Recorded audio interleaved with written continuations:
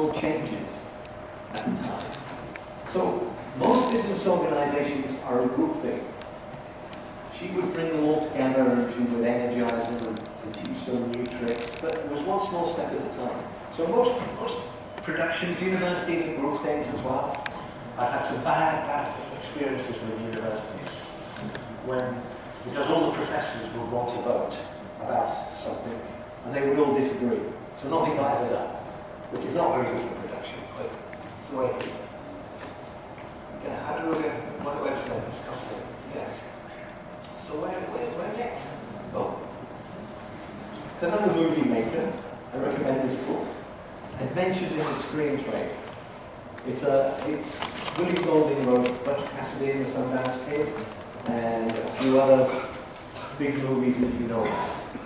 Basically, when you work in Hollywood, no one really knows much, but they think they know everything. And really all they want to do is make the same show again. So that's why we have franchises like Transformers 1, 4, why we have, I forget them all now, there's so many of them. Star Wars 6, 7, 8, 9, we have all these franchise movies. Why? Because we can make the same show time after time after time, we know they work. If you go and pitch a new movie that no one knows about, they're all very worried because it's disruptive. No one knows it's going to work. So the truth about Hollywood and most businesses, we don't know anything. We don't know what's going to happen next year. We can only predict. We can only guess what's going to work. But what do we think we know? Well, we know for a fact it's going to hurt. Right? The people who do it first are going to have all the problems. So I'm here now, sort of 12 years later. I told you about the problems I had to begin with. I didn't tell you about all the pain. I didn't tell you what didn't work, because we tried to fix it next time out. If you're going for this new stuff, you're going to have problems. The internet's too slow. The users, blah, blah, blah. You're going to get arrows in your back. But that's the problem of adopting new technologies. So there's a lot of new stuff out there, and I'm not afraid of new stuff. We like new stuff. But you've got to sort of be judicious with it, especially in commercial entities. Commercial entities don't like things going wrong because they lose money. So we're always a little bit behind the curve in some of the adoption of technology. Someone's going to be first. So when I moved to new databases, SQL databases, people were a bit worried. In my new stuff, I use JavaScript and browsers. We use Chrome a lot. But we have lots of problems with browsers. You know, Safari is supposed to be very compliant, but Chrome seems to work best. Internet Explorer, that's not called that anymore, it's called something else. You're a young person. What's the new Internet Explorer Windows stuff? It's called something else.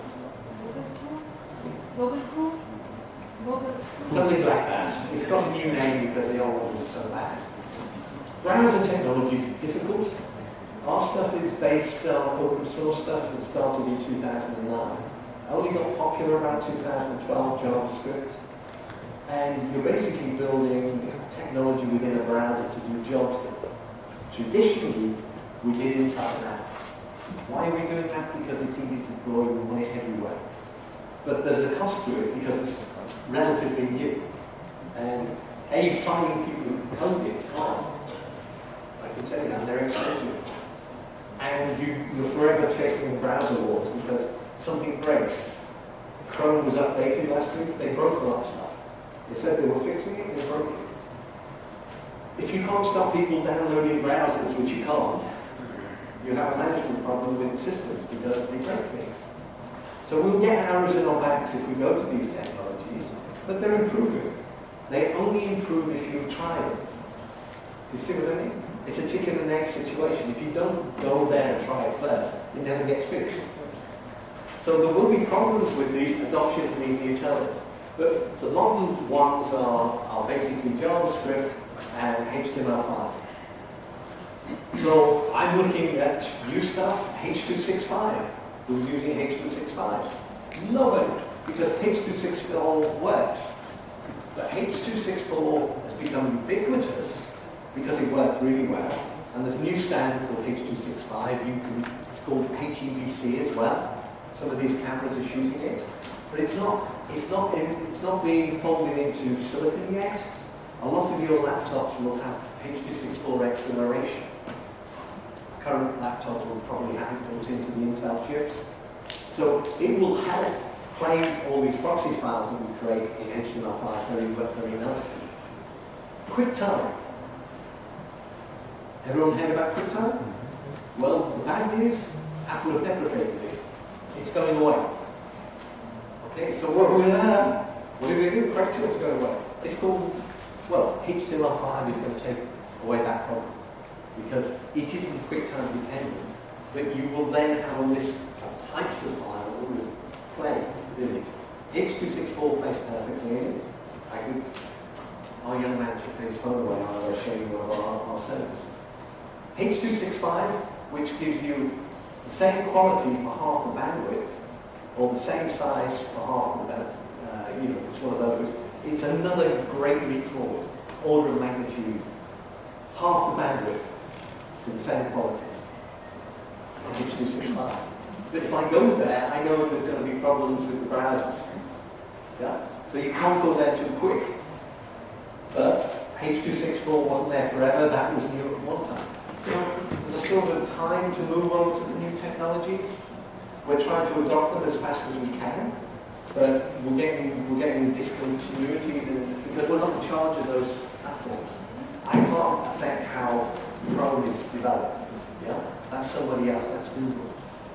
But Google are really good at this stuff, so we said, okay, if we develop for Google, and we make it work with Google, that is going to give our biggest target. That will be the biggest group for the greatest number. Now you can say, okay, I don't like Google being big and all those bad things, that Google are everywhere, but there's a reason for it. People like us say, we'll go with it. Yeah. So we have problems with browsers. So I always say, with technology, we are where we are, and if we're trying to go everywhere, we have to be a bit careful how fast we phase it. Yeah. Okay.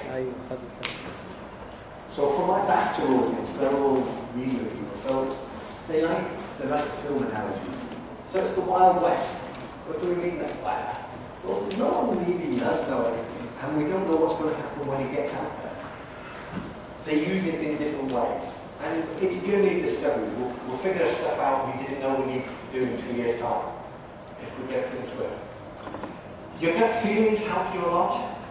If it's too slow, it's too slow. If it feels too slow, it's too slow. Because you have users out there who are patient. So if you click on it and it doesn't do that, it's too slow. Because that's the user's expectation now. Right? So you've got to get the infrastructure right as well. And that means people who know about back-end technology, who can stream this stuff really quickly. So, okay, so that was BAFTA. I probably still got 15 minutes left.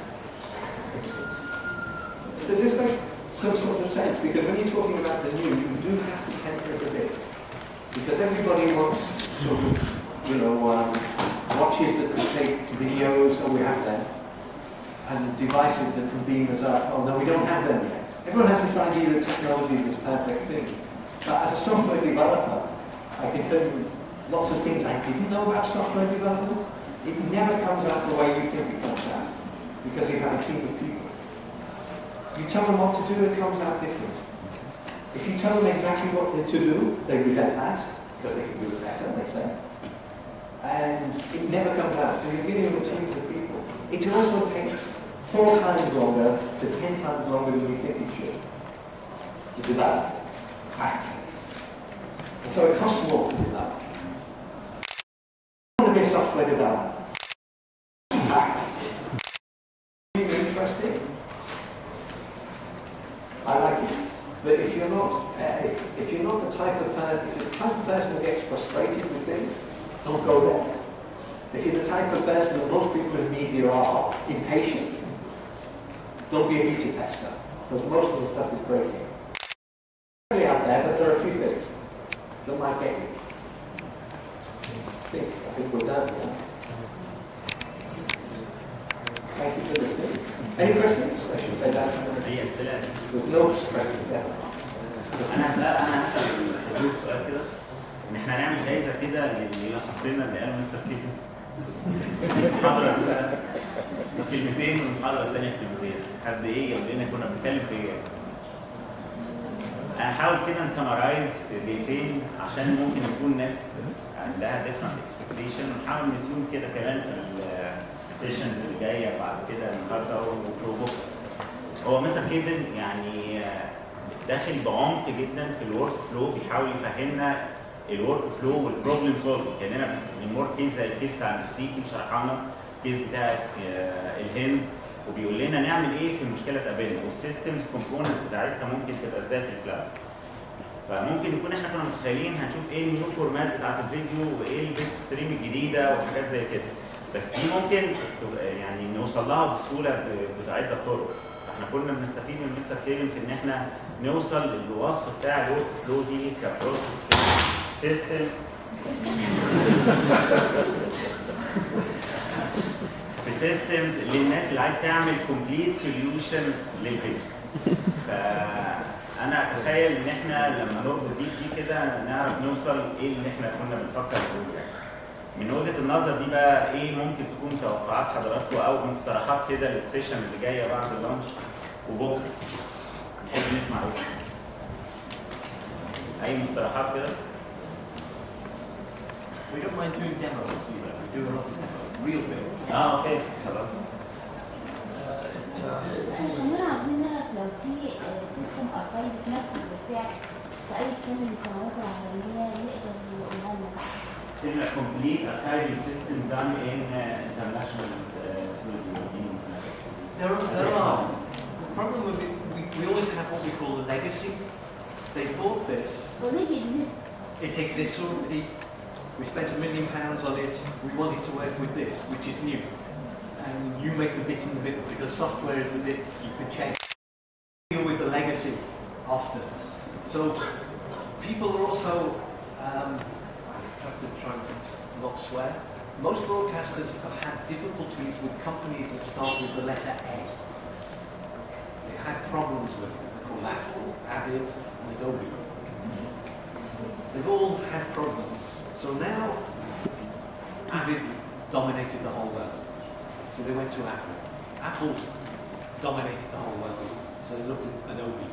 The truth is, they now have by anybody. So when you're because that's different, because it's all proprietary. Premiere is pretty open. So you want a turnkey solution? No. That's why I showed you the BBC losing 100 million on trying to make this work. They were in a position to fund it, all internally, make it work, completely the way they wanted. They failed. They've gone now to other vendors. And typically there'll be 3 or 4 vendors in the mix. Because it's all too big for any one thing. I don't want to write drivers for LTO. I don't want to do any of that stuff. I don't mind talking to a file system because I understand it. But archive drivers to LTO, that's different. You know, because there's a new one every week. The other big drivers, I use other tools to do that. I use the right tools, but I don't. There's a new camera every week from something, with a new codec every week from something. The only people who seem to be keeping up are DaVinci Resolve, and they play everything. Okay? If they play everything, that means I can leverage that because I don't have to build the drivers for it. If I use that tool, and they support that tool and it keeps up pace, we're too small to keep up with all these tech everywhere. So you tend to have to work with this vendor here, this vendor here, this vendor here. So there isn't this magical term. And then when you talk, if there is, you start talking money. And if there is something, I will always, good, fast, cheap, pick 2, because you can only have 2. So I wish I could say there was one. So the legacy comes into it, price comes into it, scale comes into it. How big? How much money do you got? They're the first things people ask. We can get some recommendations. Sure. We know things that do well. Little scrapples. not always, your situation may be different. Say everywhere is, he just wants to do a tape archives collection, old tapes, digitized to library. Side production is much more difficult. So you can't get it to work around production because that's where the money's going to. So if it's a TV station, you can't get in the way of making money. That's why we exist as a business. We try to ask you, Mr. Kevin, to give us some recommended examples about maybe not a fully